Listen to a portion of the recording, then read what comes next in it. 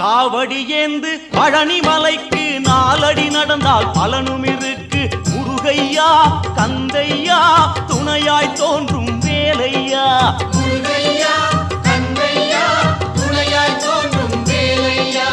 அறுபடை வீடும் சொத்தாகும், ஆண்டி என்பது பேராகும்.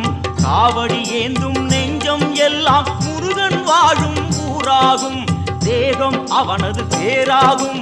வேல் முருகா அரோகரா.